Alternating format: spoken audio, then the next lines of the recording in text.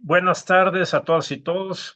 Bienvenidos a esta sesión más de qué sabemos sobre el cambio climático en México, este seminario que tenemos en el PINC. Digamos, en esta etapa estamos dándonos una vuelta por todos los institutos, centros de investigación, programas de la UNAM, para que nos cuenten qué es lo que ellos hacen sobre cambio climático. Y hoy, bueno, hoy cerramos el capítulo, digamos, del Instituto de Geofísica con nuestra querida colega, la doctora Ligia Pérez Cruz, que además de todo es coordinadora de plataformas oceanográficas e investigadora del Instituto de Geofísica de la UNAM. Nos va a platicar de trazando el pasado para entender el futuro, cambio climático y paleoceanografía. Y antes de darle la palabra a la doctora Ligia, les cuento un poquito de quién es ella. Es investigadora del Instituto de Geofísica, es la coordinadora de plataformas oceanográficas de la UNAM, es la secretaria internacional de la American Geophysical Society, AGU, elegida por sus pares, preside el Global Engagement Committee de la AGU, es integrante del Scientific Board of the International Geoscience Program de la UNESCO y es miembro del Advice Committee de Lilly Center de la Universidad de Hyatt en Edimburgo. Es paleooceanógrafa enfocada en el estudio de paleoclimas en diferentes escalas temporales. Sus investigaciones se enfocan en la variabilidad climática del Cuaternario, los eventos hipertermales del Paleógeno y las condiciones de recuperación de la vida después del impacto del Chicxulub. Es autora y coautora de más de 75 artículos científicos en revistas indizadas, incluyendo publicaciones en Nature y Science. Es profesora de asignatura en la Facultad de Ciencias y tutora en posgrados de Ciencias del Mar en Limnología y de Ciencias de la Tierra de la UNAM. Ha dirigido más de 30 tesis de licenciatura, maestría y doctorado. Ha participado en más de 35 expediciones oceanográficas en buques de la UNAM y de Estados Unidos, así como en expediciones de perforación científica del International Ocean Discovery Program, la expedición 364 al cráter de Chicxulub en 2016, la expedición 385 en la cuenca de Guaymas en 2019. Hace distintas labores de difusión, es asesora científica del Museo del Cráter de Chicxulub. Fue parte del grupo que recibió en 2017 el Premio de Periodismo por el documental Chicxulub y el Premio Miguel Covarrubias en 2013 en Museografía Científica, otorgado por el Instituto Nacional de Antropología e Historia. En 2015 recibió el Premio Sor Juana Inés de la Cruz y en el 2000 la Medalla al Mérito Universitario Alfonso Caso. En 2022 recibió el reconocimiento Impacto, Influencia y Sostenibilidad de los Océanos, otorgado por Causa Natura Media a las 25 personas más destacadas en océanos en México. Fue presidenta de la Unión Geofísica Mexicana, elegida por sus pares en el bienio 2018-2019. Ligia, es un gustazo tenerte aquí con nosotros. Adelante, por favor.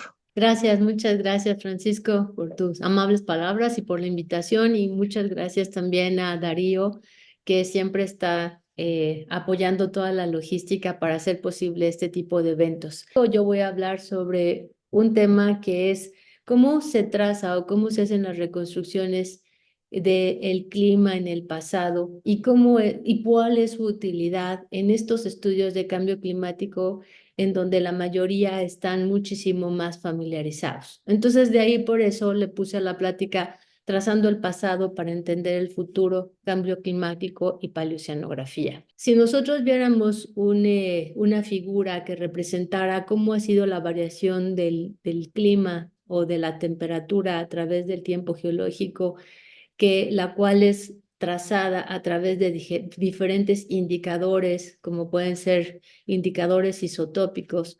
Lo que nosotros podemos ver en esta figura, que representa más de 100 millones de años, es que aquí estamos viendo que la temperatura ha variado a través del tiempo geológico, y esta temperatura en el planeta o el clima, esta variación es intrínseca, es natural al sistema climático terrestre. Regularmente es lo que nosotros estamos observando ahora, son los cambios que están ocurriendo debido al cambio global, con el ascenso de la temperatura en el planeta y el impacto que tiene.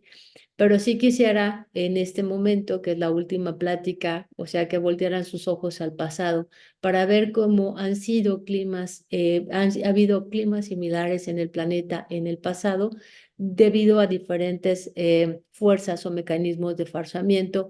Y hoy me voy a enfocar a un análogo del presente que son algunos eventos hipertermales que ocurrieron en el Paleoceno-Eoceno. Esta es la gráfica también, en donde lo que podemos ver aquí es precisamente la reconstrucción de los últimos 65 millones de años, desde finales del Cretácico hasta el reciente, en donde nos vemos que en estas franjas muy marcadas en rojo, que algo ocurrió con la temperatura promedio del planeta y hubo un incremento sustancial en esta parte. Aquí me comí un poco lo que está pasando actualmente, porque eso va a ser lo que vamos a discutir en la última parte de la plática. Pero lo que vemos, obviamente, es que el sistema, de manera natural, la temperatura del planeta está decreciendo. Y entonces, ¿cómo nos explicamos el incremento que tenemos actualmente? Estos son algunos otros registros en donde, por ejemplo, se ve precisamente la temperatura en este periodo del Paleoceno-Eoceno y las emisiones o la estimación de cuánto fue el dióxido de carbono, cómo fueron las emisiones de dióxido de carbono a través de diferentes indicadores geoquímicos o biológicos. Y lo que podemos observar es que en todos los registros se observa que las emisiones de carbono, de dióxido de carbono, para este periodo son sustancialmente importantes. Pero bueno, en el pasado, ¿qué fue lo que ocurrió? ¿Cuáles fueron las causas, las posibles causas para que ocurrieran estos eventos? ¿Cuál fue la fuente? ¿Cuál fue la magnitud? ¿Y cuál fue la liberación de carbono? Y me estoy enfocando en esto porque obviamente nosotros, todos los que estamos aquí en la reunión, sabemos que el principal, o sea, la principal como el detonador de este calentamiento es este cambio en la química atmosférica por las grandes emisiones que se tienen de dióxido de carbono principalmente. Entonces, en el pasado, ¿qué fue lo que pasó? Algunos atribuyen esto a la configuración orbital de excentricidad y oblicuidad terrestre. Y esto es, pues básicamente, la excentricidad en particular es qué tan lejos está el planeta del Sol, y esto es lo que va a regular la cantidad de energía que recibe el planeta del Sol. Cuando nosotros recibimos mayor cantidad de energía, pues en teoría tendríamos un clima más cálido. Cuando estamos más lejanos en la eclíptica, pues entonces el clima tiende a tener condiciones de menor temperatura. La oblicuidad, pues es exactamente como cuál es el eje de inclinación de la Tierra, y esto básicamente está relacionado con cómo se distribuye la energía en el planeta. Entonces, pues si tuviéramos una mayor oblicuidad, entonces probablemente esto tendríamos algún cambio importante en la temperatura del planeta. Y estos son ciclos, son los famosos ciclos de Milankovitch, que ocurren la oblicuidad cada 41.000 años y la excentricidad en escalas mayores de hasta 400.000 años. Pero por eso, y quiero resaltar, uno sí se refiere a cuánta energía recibe el planeta, y otro, bueno, pues cómo se distribuye. Otra de las cosas, de las posibles causas, podría haber sido la oxidación de la materia orgánica, que bueno, son hipótesis. La otra sería la disociación de hidratos de metano. Esta teoría es una de las más acogidas, ya que se tienen algunas evidencias de que hidratos de metano, los llamados clatratos en océanos profundos, se liberaron y produjeron este calentamiento. El metano, como ustedes saben, es uno de los principales gases de efecto invernadero, más potente que el dióxido de carbono, y se ha estimado que durante el Paleoceno-Eoceno hubo liberación de miles de toneladas de carbono al sistema océano-atmósfera. Otra de las posibles causas, y no es que si es una, a lo mejor fue el conjunto de los mecanismos o de las cuestiones que estaban en cierto momento las que pudieron haber causado esta anomalía, fue precisamente la circulación oceánica durante el Paleoceno-Oceno, en donde hubo un cambio de la formación de aguas profundas y se hicieron más salinas. Esto propició, obviamente, en algunos casos la diversificación de especies y en otros casos la migración y algunas extinciones. Ay, perdón. La circulación era de esta forma y cambió de esta manera. Como ustedes saben, el principal regulador de la temperatura en el planeta es el océano y es debido precisamente a la gran cantidad de calor que absorbe, que es más del 90%. El resto es absorbido por la parte continental y de la parte del permafrost y esto, pero más del 90% del calor es absorbido por el planeta.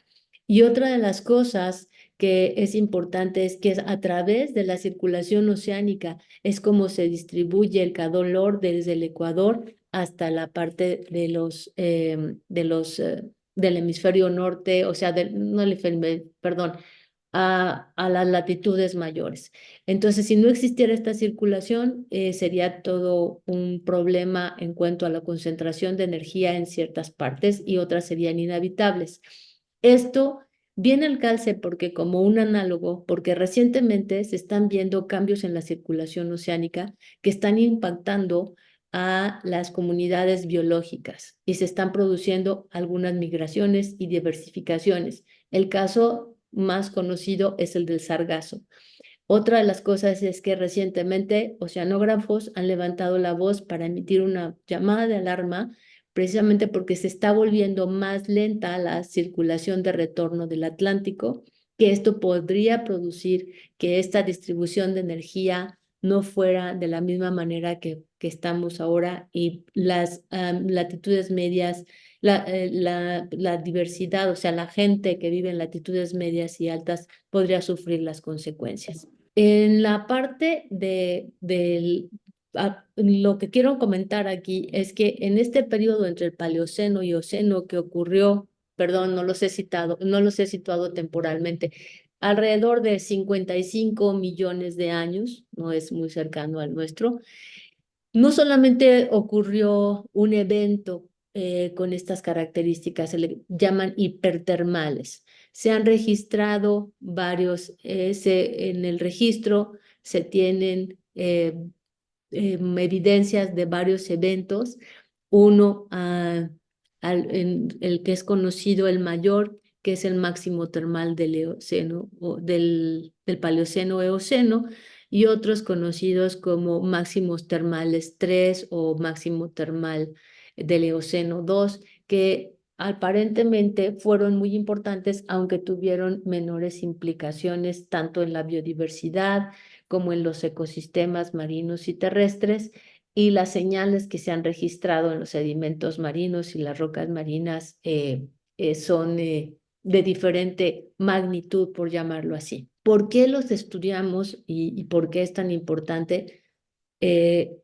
Ahora ha recobrado mucha importancia el estudio de estas rocas y de estos sedimentos, precisamente porque les comentaba, es el análogo de la situación que nosotros tenemos actualmente, donde hay una gran emisión de dióxido de carbono. El evento, aquí lo que estamos marcando, y es algo de lo que voy a hablar, está caracterizado por una excursión isotópica negativa del delta de oxígeno 18, en donde todos estos eventos, lo que nosotros podemos ver, están caracterizados por este indicador del delta de oxígeno 18 y es el que se conoce como CIE, que es en las siglas en inglés de la excursión negativa de dióxido de carbono. Esta señal del CIE se ha visto en diferentes partes del mundo, en diferentes sitios en donde se ha podido obtener sedimentos y rocas de esta edad, ¿ok? Aquí lo que podemos ver son sedimentos del Océano Atlántico entre aproximadamente 48 y 49 millones de años, en donde siempre vemos este pico, esta excursión que señala, bueno, la presencia de particularmente de este evento del PTM, máximo termal del Paleoceno-Eoceno. ¿Y cuáles son las características principales de estos eventos hipertermales? Aquí en esta caricatura lo trataré de explicar de una forma muy concisa. Durante el máximo termal del Paleoceno-Eoceno, hace aproximadamente 56 millones, la excursión isotópica de carbono fue de aproximadamente de 2 a 4.5 partes por millón. Aquí lo pueden ver como es la máxima registrada. La anomalía de temperatura que se dio en el planeta estimada es de más de o de aproximadamente 9 grados centígrados. A través de los modelos se ha podido registrar una precipitación extrema y se ha podido también registrar una mayor cantidad de materiales de origen continental en las cuencas marinas. Otro de los eventos conocido como el máximo termal del Eoceno, que ocurrió hace 54 millones de años, está marcado por la excursión negativa, que es de 1.5 partes por millón, en donde se ha estimado una anomalía térmica de 3 a 5 grados centígrados.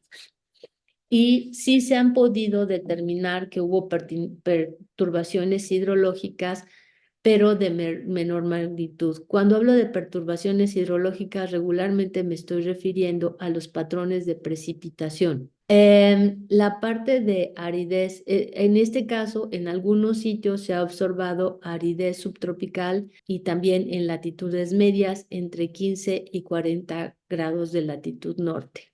Aquí no lo pongo, pero algunas veces en el ETM2 también ha sido registrado en los trópicos y sí se observa que hay un aumento en la precipitación o hay un cambio en el ciclo hidrológico que obviamente está asociado con mayor precipitación. Hace 53 millones de años, ya más cerca de nosotros, bueno, no tan cerca, está la excursión que se ha registrado es de aproximadamente 0.8 partes por millón y la temperatura se estima que fue 2.7 grados centígrados, fue la anomalía que se dio a nivel planetario. También se observan perturbaciones del ciclo hidrológico no tan marcadas y un incremento de terrígenos hacia las cuencas oceánicas. En particular, les voy a hablar pues del principal, que es del máximo termal del Paleoceno-Eoceno, en donde la temperatura superficial del mar aumentó alrededor de 5 grados, sobre todo en la parte de los trópicos, y esta fue alrededor de este ascenso fue entre 10.000 y 15.000 años, y después en la Antártica se tienen registros, perdón, independientemente en los trópicos que se tengan estos, pero en la Antártica y en el Ártico se tienen registros de 7 grados centígrados de anomalías térmicas. Se pueden imaginar, entonces es cuando también no había casquetes polares, eso lo tenemos que recordar. La acidificación de los océanos fue muy fuerte. Esto lo estamos viviendo actualmente debido a las gran cantidades de secuestro de dióxido de carbono. Se está cambiando el pH del océano y se está acidificando, lo cual está afectando obviamente a las comunidades conformadas de carbonato de calcio, como son las comunidades arrecifales, y es lo que está produciendo el blanqueamiento del coral. Se dio una extinción masiva en el piso oceánico. Más del 90% de las especies de foraminíferos bentónicos desaparecieron. Entre el 30 y 50% de los foraminíferos bentónicos se extinguieron. Hubo un incremento de la diversidad. Por alguna razón, esto es curiosamente siguen estudiando por qué hubo un incremento de la diversidad de la fauna y de la flora durante este evento hipertermal.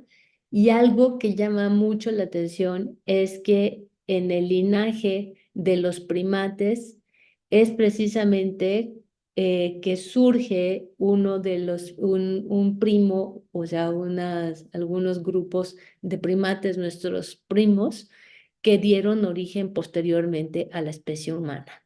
Entonces, también, pues para nosotros pudo haber sido este cambio climático un golpe de suerte.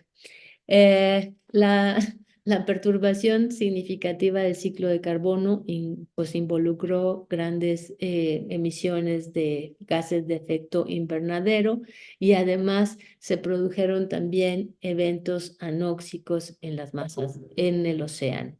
Bueno, esta es una imagen en donde se muestra cómo es una hipótesis de cómo hubo la migración de algunas especies en el hemisferio norte durante aproximadamente 25.000 años durante el máximo termal del Paleoceno-Eoceno. Nótese cómo está la distribución de la vegetación y pues obviamente la ausencia de casquetes polares. También en las plantas fósiles hay evidencia de estos cambios en el registro fósil y en algunos afloramientos también se ha podido registrar a través de evidencias de minerales como la caulinita que nos indican una erosión química, un intemperismo químico. Son evidencias de que hubo pues también cambios en el ciclo hidrológico durante este periodo. Entonces, de las hipótesis más o teorías más que están más apoyadas es precisamente que hubo una intrusión, que pudiera haber una intrusión de carbón debido a una cuestión de metano termogénico. También a que hubo una conflagración también de materia orgánica, de turbas, que pudieron haber hecho que se hubiera una gran cantidad de materia orgánica y liberación de gigatoneladas de carbono en ese momento. La teoría de los clatratos, de la liberación de metano biogénico en los océanos, esta es de las que más se mencionan porque están hablando de 2.300 gigatoneladas de liberación de carbono. Y también, por otra parte, hablan de la posible, como se dice, de donde existían en algún momento los hielos, el derretimiento de los hielos del permafrost. Estas son de las últimas teorías.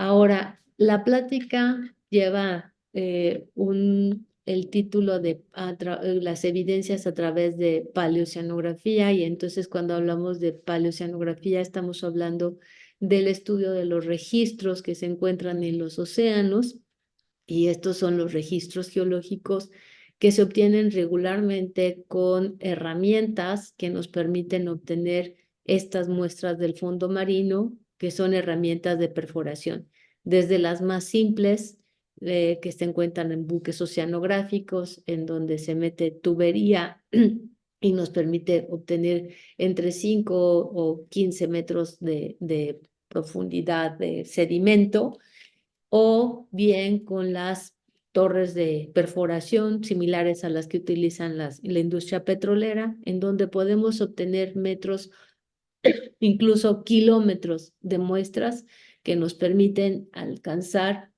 en este caso, hasta millones de años, como puede ser el Paleógeno, donde está el Paleoceno-Eoceno. Existen diferentes registros marinos del máximo termal del Paleoceno-Eoceno en el mar. Aquí están puestos en este esquema, en donde se ha perforado y se han podido obtener los registros de estos cambios. Esto se ha hecho a través de la plataforma de perforación inicialmente que se llama Glomar Challenger y que ahora se llama JOIDES Resolution, que es la foto que antecede a esta. Este es el JOIDES Resolution. Bueno, en estos núcleos, en estos sedimentos que se han podido obtener, lo que se ha observado precisamente y se ha medido es el delta de carbono 13 y el delta de oxígeno 18. Y volviendo al delta de oxígeno marino, oxígeno 18, lo que podemos observar es que precisamente empezaron a encontrar este tipo de evidencias de esta excursión negativa. Estos fueron de los primeros trabajos, los realizó y el que propuso esta teoría inicialmente fue James Kennett y Lowell Stott en 1971. Ahí también con estas muestras, alguna micropaleontóloga analizó la composición microfaunística y de foraminíferos y que los foraminíferos son organismos microscópicos que tienen una concha de carbonato de calcio, que actualmente, bueno, otras especies viven en nuestros mares, pero en ese momento ella observó cómo estaba el número de especies y observó un decremento significativo precisamente alrededor de 55.5 millones de edad. Cabe resaltar que estas edades se han ido afinando recientemente con los nuevos modelos, entonces verán que algunos estudios dicen 55.5 y otros ya dicen 56 millones de años. La ventaja que se ha tenido de estas perforaciones a nivel internacional y que nos ha permitido obtener registros de alta resolución es que pues se han podido comparar diferentes localidades. Esto, lo que les muestro es cómo se ve el cambio de los sedimentos cuando existe un cambio climático abrupto.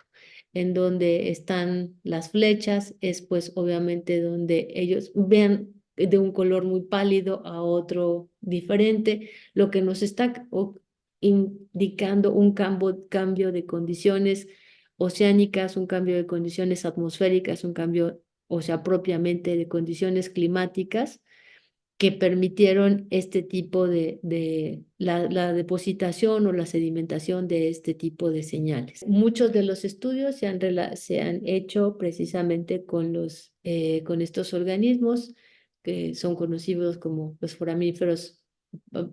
Hay planctónicos y bentónicos, regularmente o sea, los que viven en la columna de agua, en la superficie, en la zona fótica, en la zona iluminada, son los planctónicos.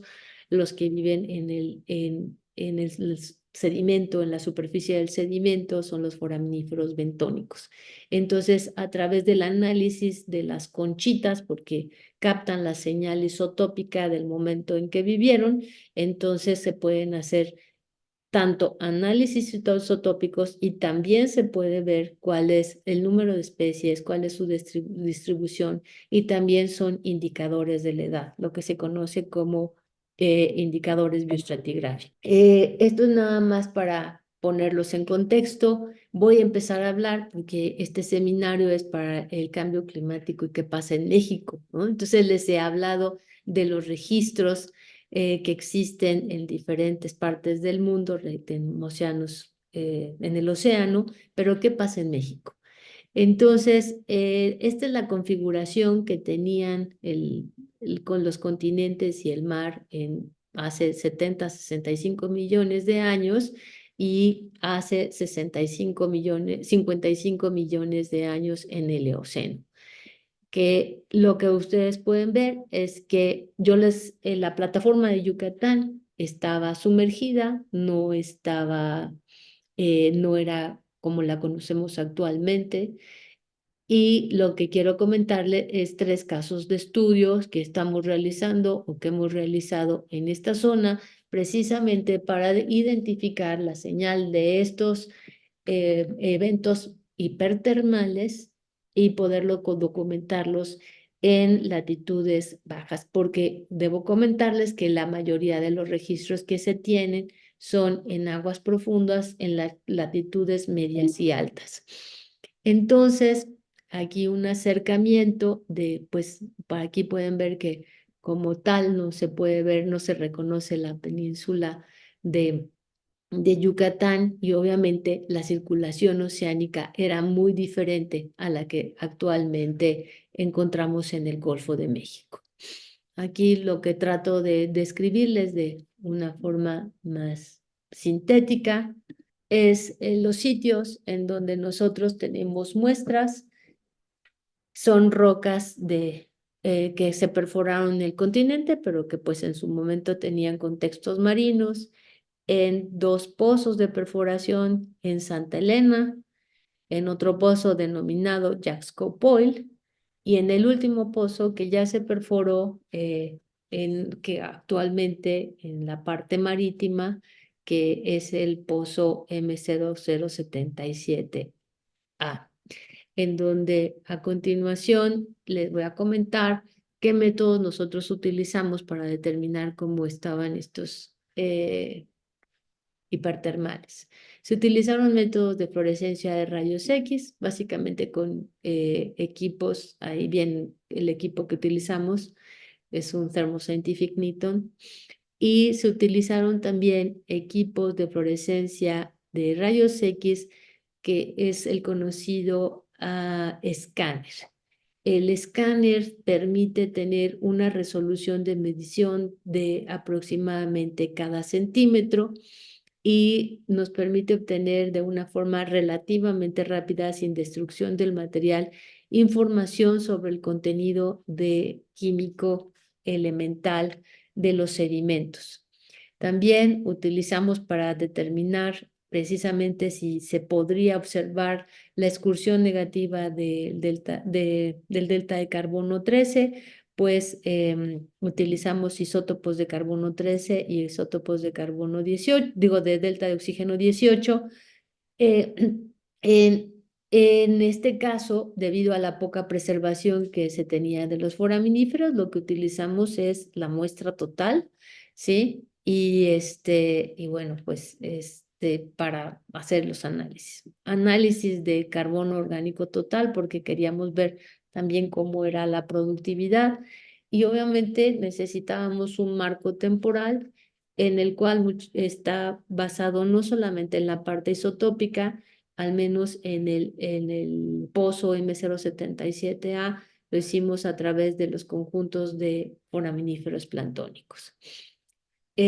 Para que tengan una idea de cómo se ven los cambios en la sedimentación, estas son rocas carbonatadas, no son sedimentos deleznables, pero ustedes pueden ver estos cambios que nos indican muchas veces que hay hay una disminución del oxígeno, que hay mayor productividad, que hay mayor precipitación, dependiendo qué tipo de minerales y qué tipo de elementos encontremos en las rocas.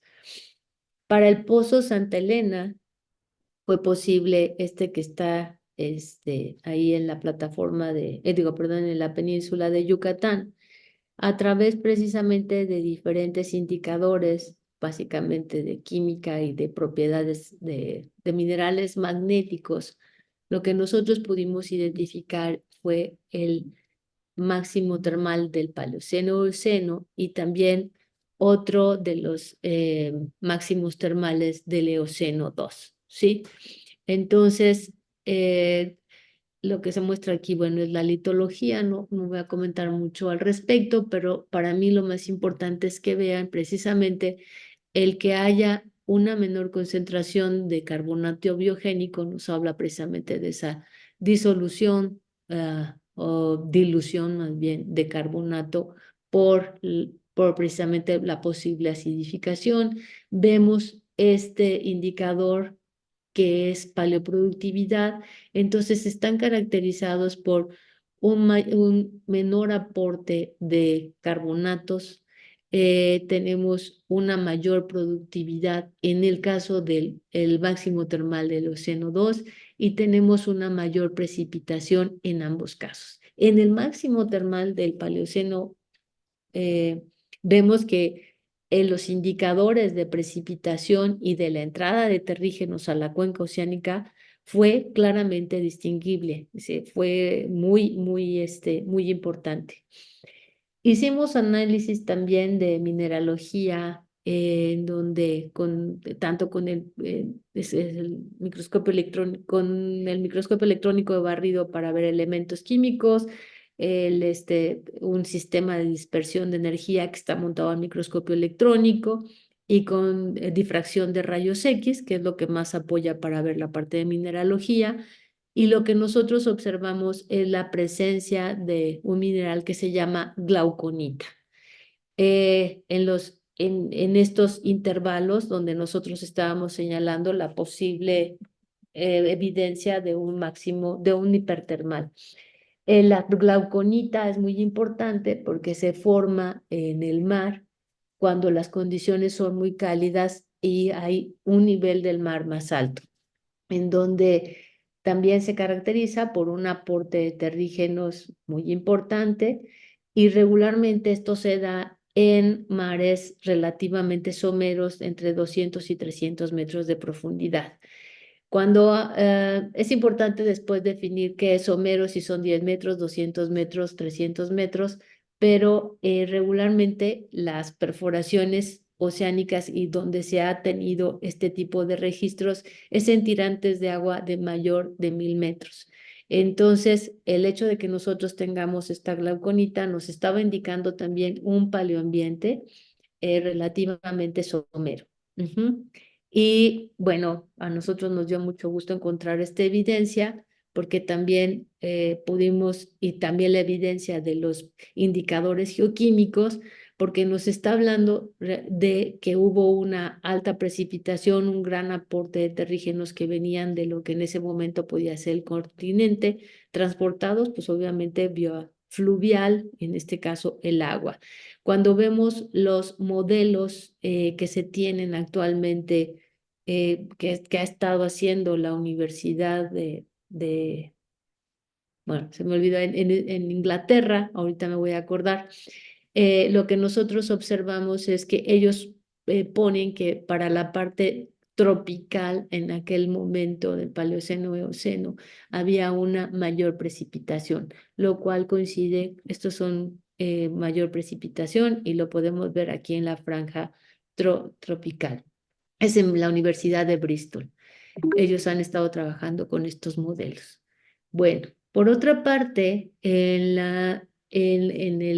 el otro registro que tenemos, que es en el pozo de Yaxcopoil, en la parte que corresponde al Paleógeno, vamos a poner atención en esta parte, lo que nosotros también tenemos es la caracterización geoquímica y podemos ver que esto que llamamos C1 y C2, el C1 sería el máximo termal del Paleoceno-Eoceno y el CO2 sería la caracterización de lo que se conoce como el óptimo climático del Eoceno temprano o el ETM1, ¿sí?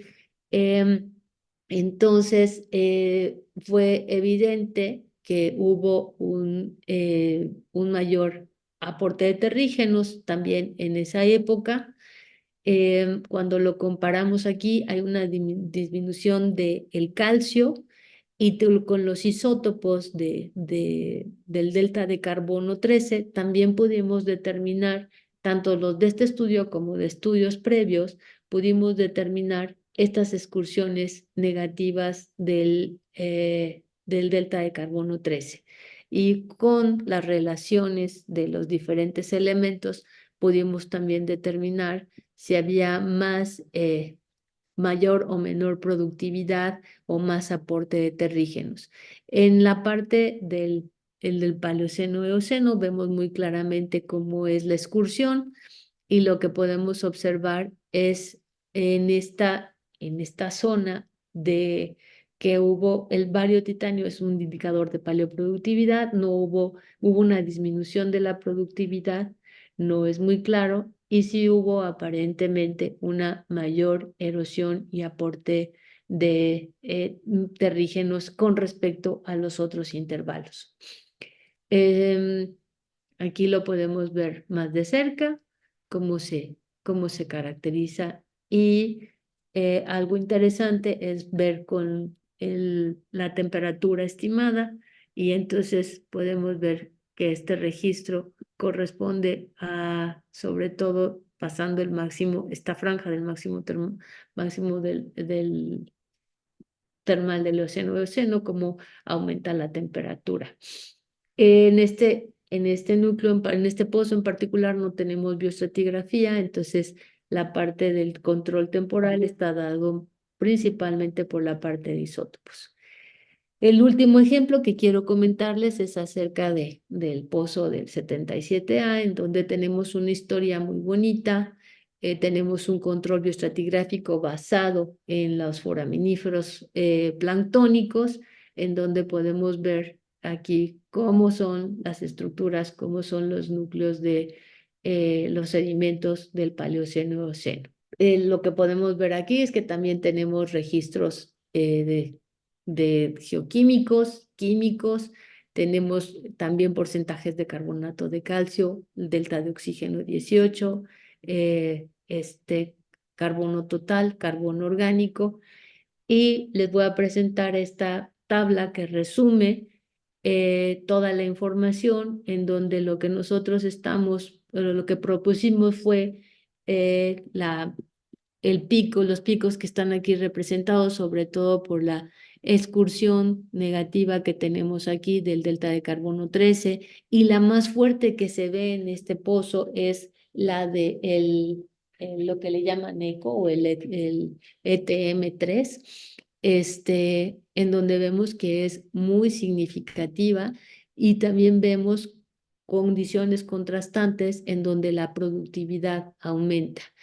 Y sí hay un importante flujo de terrígenos que podrían haber llevado nutrientes a la cuenca y producido esta productividad. Este es el resumen de los varios pozos que se tienen.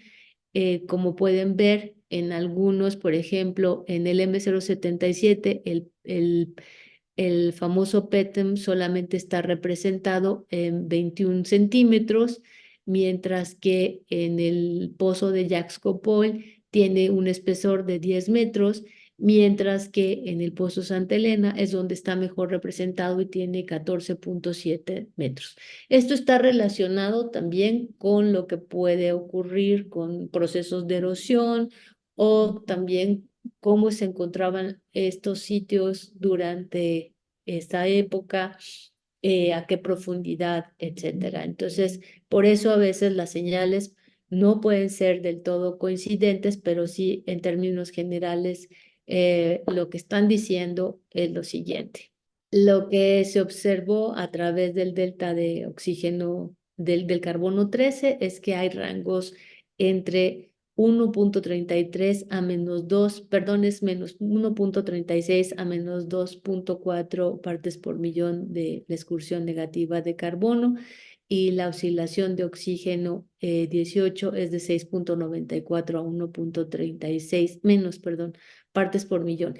El delta de oxígeno 18 es un indicador también de la temperatura, entonces tenemos la excursión y la evidencia de un aumento de la temperatura en las aguas oceánicas. Las tendencias que tienen los hipertermales es para el Paleoceno-Eoceno y el ETM2. Se observan estas excursiones negativas correspondientes a los eventos hipertermales. Hay cambios en el ciclo hidrológico y en los ciclos de erosión, en donde fueron más fuertes durante estos intervalos, y se observa que hubo un cambio del nivel del mar, o se sugieren cambios del nivel del mar, como es lo sugerido por el mineral que les mencioné, la glauconita. Se observan cambios en la productividad, y es evidente que en términos generales se ve un aumento de productividad, aunque hay un sitio en donde esta productividad decrece. Durante el ETM3 o el ECO, sí se observa este cambio negativo y tanto de la excursión negativa en el delta de carbono 13. Y bueno, se sugiere también que hubo una alta productividad y que las aguas oceánicas tenían anoxia. Esto es lo que ocurre actualmente en zonas donde hay alta productividad, en zonas como surgencias, en donde por la productividad hay condiciones de oxidorreducción en la columna de agua y podemos tener intervalos muy de espesores considerables en el océano de 500 o 600 metros con condiciones de anoxia. Los incrementos de titanio y hierro sugieren la intensificación del ciclo hidrológico, mayor precipitación y pues un mejoramiento en los flujos de material terrestre y pues obviamente el aporte de terrígenos a los océanos. Bueno, ya casi para terminar, lo que nada más quiero ponerlo como en el contexto de qué es lo que está pasando actualmente. Bueno, estas serían las emisiones, los climas pasados están proporcionando como el contexto para los climas que pueden ser en el futuro y entonces esto ocurre en millones de años en donde tenemos como tres escenarios de un camino intermedio y luego las altas emisiones. Aquí para que quede como un poquito más claro en esta figura, lo que nosotros estamos, lo que yo con el grupo que estamos trabajando hemos visto es, bueno, cómo han sido los cambios a través de hace 100 millones de años. Están mucha literatura que está relacionado con esto, cómo ha pasado del Cretácico, que fue cuando se registró la mayor temperatura, donde no había casquetes polares, cómo fue en el Eoceno temprano y cómo ha sido a través del tiempo, luego cómo hubo un decremento en lo que se conoce como el último máximo glacial, hace entre 26 y 18 mil años, dependiendo los autores, y cuáles son los escenarios que se han propuesto. En esta figura lo que nosotros estamos. Sí, y bueno, estos son también algunas cosas tomadas de la literatura, en donde vemos, bueno, cuál es la tendencia que se tiene para 2100 años. Y quiero terminar con esto porque esto es la parte de modelos. Muchos de ustedes, en particular Francisco, que trabaja con toda la parte de datos y modelado. Este es un artículo muy bonito en donde se ve como la acumulación de carbono, en petagramas de carbono, y se observa, por ejemplo, cuánto es lo que se liberó durante el Paleoceno o Eoceno, y en 2015 hasta aquí, bueno, este modelo está tomando estas bolitas rojas, la acumulación anual hasta 2015 y cuál sería entonces el escenario, ¿sí?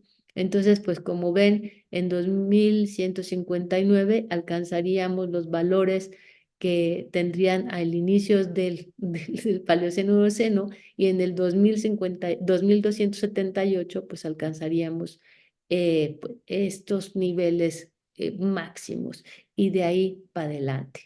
Entonces, pues los dejo reflexionar sobre esta gráfica, no sé qué nos espera y seguramente ustedes con toda la información que tienen en sus estudios podrán complementar más sobre qué es lo que qué nos depara el destino. Bueno, pues con esto termino la charla. Muchas gracias. Espero que haya sido de su interés. Ligia, muchísimas gracias por tan interesante plática. Yo creo que es de interés para todos los que tenemos algo que ver con cambio climático, ¿no?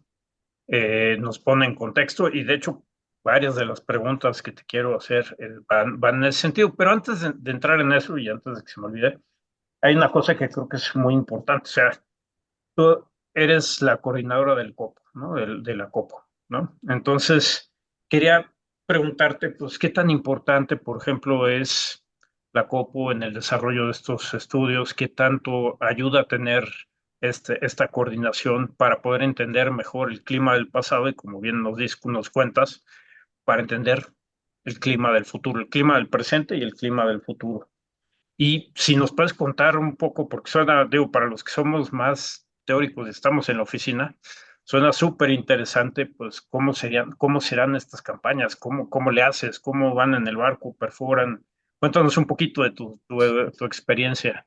Gracias. Los buques oceanográficos son realmente es una herramienta indispensable para la investigación científica en oceanografía, no solamente para diferentes, y la oceanografía cubre un montón de disciplinas. Entre ellas, una de estas es el estudio de los sedimentos marinos con el enfoque de la reconstrucción de cómo fue el océano y cómo fue el clima, ¿no? Entonces, al respecto, te comento. Las capacidades que tiene esta infraestructura es para la colecta de sedimentos, pero con equipos que solamente tienen muy poca penetración en el fondo, ¿ok?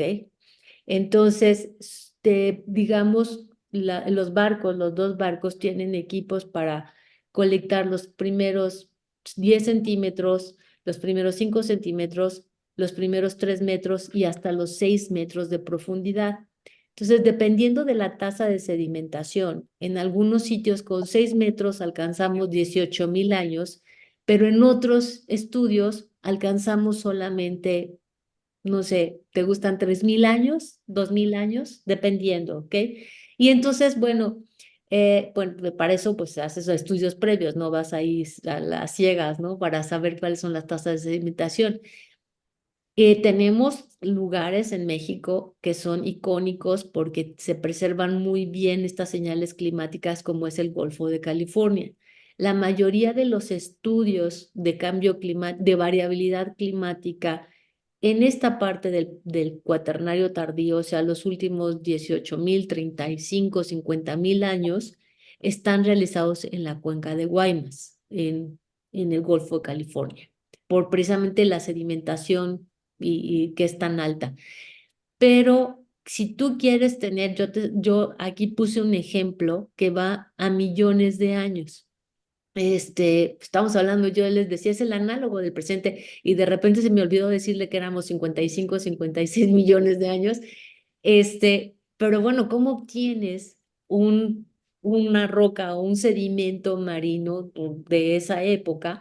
Se utilizan precisamente buques, digo, plataformas que tienen las torres de perforación, el mismo sistema con que Petróleos Mexicanos o cualquier compañía petrolera perforan el subsuelo y pues obtienes rocas y sedimentos, estos con un objetivo científico, no un objetivo económico.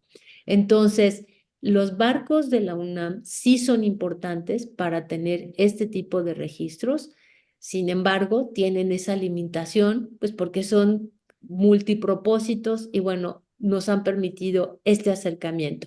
Si tú quieres irte más atrás en el tiempo geológico, tienes que recurrir a otro tipo de plataformas, las cuales desde el punto de vista científico no tiene México, pero existen los proyectos de colaboración internacional con un programa que se llama Programa de Descubrimientos, Programa Internacional de Descubrimientos en los Océanos, que es el famoso International Ocean Discovery Program que mencionaste. Y con esto podemos obtener metros y kilómetros de roca, ¿sí? Lo que ahí yo no mencioné es, por ejemplo, estábamos hablando de 900 metros de profundidad en el subsuelo o 1,000 metros de profundidad en el M077, pues eran como 600 metros de profundidad a 800 metros de profundidad, donde estábamos viendo el paleógeno. Pero bueno, para esto pues se requieren este tipo de infraestructura que es muy costosa. También esta infraestructura se utiliza para mediciones, para colecta de sedimentos lacustres. Por ahí vi que Margarita Caballero andaba por aquí. Ella ha participado también en este tipo de proyectos y hace las reconstrucciones paleoclimáticas pues de paleolagos, ¿no? Bueno, que se complementan las historias y que es como muy bonito. Pero bueno, lo que sí es decir que la tecnología para hacer este tipo de estudios es pues, carísima. Tiempo de barco de la UNAM oscila entre por día $23,000 diarios y son cuotas de recuperación por el diésel y por todo, más la tecnología, más los investigadores, más el proyecto que te permita realizar todos los estudios. Me faltó poner una última diapositiva. Esto no se hace nada más en mi laboratorio en geofísica, sino también tenemos una relación muy estrecha con la parte de la universidad en California, con Riverside. Tenemos colaboraciones en España, en Alemania, para hacer algunas mediciones que nos permiten hacer este tipo de estudios pues, multidisciplinarios en México, ¿no? Sí, y que, nada más para cerrar. Ya me imagino la paliza que ha de ser sacar un núcleo de esos. ¿Cómo es la experiencia de meterse en una cosa como esa? Si nos cuentas.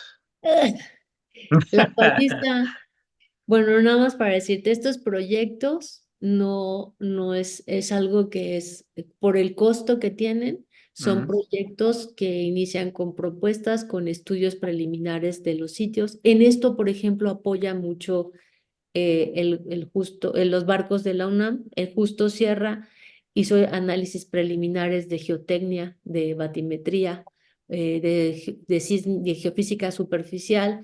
El Puma hace estudios también de batimetría para la selección de sitios. Este tipo de proyectos tiene de preparación aproximadamente entre mínimo 5 años y pues máximo 10 años. La perforación en estos sitios de Yucatán en el Marino inició, el primer taller para organizar fue en 2006 y perforamos en 2016. En Guaymas iniciaron los talleres en 2010 y perforamos en 2019. Es realmente la paliza. Estando ahí, bueno, 12 por 12, trabajas 12 horas, descansas 12. No hay, son 2 meses a bordo de la plataforma. Son plataformas impresionantes, son no laboratorios, es como pequeños institutos de investigación con laboratorios, con equipos muy sofisticados, porque todo el día estás produciendo datos. Todo, conforme van sacando las muestras, se van produciendo datos. Sí es un palizón, pero es un palizón que te deja con una gran sonrisa. Muchas gracias, dije, muy interesante. Y te hago aquí Rodrigo Martínez tiene un par de preguntas. Nos dice, muchas gracias por la presentación. 2 preguntas. La primera es, ¿cómo estudia la acidificación del océano en los sedimentos y cuál es el proxy? ¿Eso se puede llevar a sedimentos lacustres? La segunda pregunta es en el pozo Yaxcopoil, perdón por deshacer el nombre, tiene el registro de los últimos 400,000 años. Es en el próximo, en el pozo Yaxcopoil, ¿tienen el registro de los últimos 400,000 años? Es la segunda pregunta. Mm, Del pozo Yaxcopol tenemos todo lo que no estoy segura si tenemos los últimos 400.000 años. Ese pozo va más allá de 70 millones de años. Wow. Entonces, a veces la recuperación de los últimos 400.000 años es el cuaternario. Y esta parte a veces en la península de Yucatán no creo tenerla porque está muy erosionada. La península de Yucatán hubo diferentes eventos de cambio y descenso del nivel del mar en donde se erosionaron los sedimentos y a veces esto no es tan fácil de identificar, de tener. La acidificación de los océanos bien se puede ver por la parte de los isótopos de carbono 13 o también con la parte del análisis de carbono, de los carbonatos o del carbono orgánico total. Perfecto. No Te hago, debe haber otras técnicas, ¿eh? O sea, yo te menciono lo que nosotros estamos sugiriendo y lo que estamos viendo. Ujú. te hago una pregunta de Santiago Luna y pasamos, si quieres, después de tu respuesta al conversatorio. Santiago Luna nos dice, bueno, pregunta para la doctora Ligia, entonces los buques de la COPU para este tipo de proyectos de modelos de cambio climático servirían más para ayudar en estudios preliminares para saber dónde empezar a hacer pozos de mucha profundidad. En- Es que sí lo dije, que para eso son utilizados, pero por ejemplo, se tienen datos, o sea, lo que comento, por ejemplo, no presenté ejemplos de lo que tenemos de los últimos 18.000 o 35.000 o 50.000 años, en donde la resolución a veces es milimétrica, porque tenemos un core scanner, que por cierto, pues vale la pena decirlo, en México es el único que hay, digo, es el único que hay en Latinoamérica y está en el Instituto de Geofísica. Si les interesa, con mucho gusto pueden contactarse conmigo. Ahí también se han medido pozos, digo, núcleos de sedimentos lacustres. Pero lo que voy es que nosotros podemos alimentar los modelos climáticos o ayudar con los registros que se tienen, que se han colectado en los buques de la UNAM, ¿sí? Yo lo que dije que si se quiere a mayor tiempo, o sea, entonces pues también apoyan los buques, pero sí se requiere otro tipo de tecnología. Pero con los estudios que se tienen no solamente en el Instituto de Geofísica, sino en el Instituto de Ciencias del Mar sobre la variabilidad climática de los últimos 18.000, 50.000 años, alguna con una resolución muy fina temporalmente, se pueden, que es la idea de poner todos estos datos que se suben a Pangea o a las bases de datos que sirvan precisamente para los modelos de escenarios predictivos. Y que tenemos que platicar para que suban también al DataPink. Eso, por eso, ¿No? exactamente. Sí, sí. Ok, sí, pero Muchas sí gracias. se tiene. Gracias. Sí, gracias.